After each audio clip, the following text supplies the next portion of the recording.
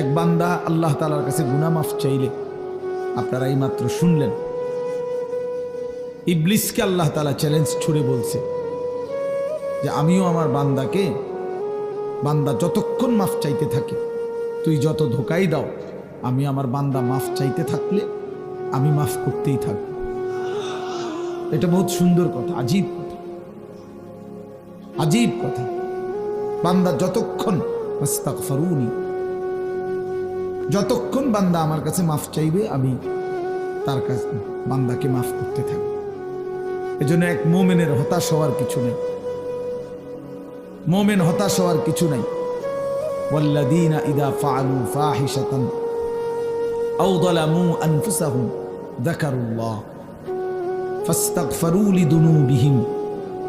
ওয়া মান ইয়াগফিরুয যুনুবা ইল্লাল্লাহ ওয়া লাম ইউসিররু আলা মা ফাআলু ওয়া হুম ইয়ালামুন। আল্লাহ তাআলা বলেন, আমার বান্দা যখন অশ্লীলতা, বেহায়াপনা, অসভ্যতা, নোংরামি, নাফরমানি, পাপ করতে করতে এমনকি নিজের উপরে একেবারে জুলুম করে ফেলছে,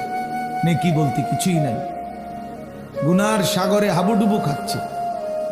আল্লাহ তাআলা তাকেও আশ্বাস দিছে সে যেন আমি আল্লাহকে স্মরণ করে, বান্দা যেন আমাকেই মনে করে এবং আমি আল্লাহর কাছে নিজের গুনাহের জন্য মাফ চায়, তওবা করে, আল্লাহকে যেন বলে, আল্লাহ আপনি ছাড়া আমাকে মাফ করবে কে? আর আমি জেনে বুঝে আর করব না, আমি ছেড়ে দিলাম।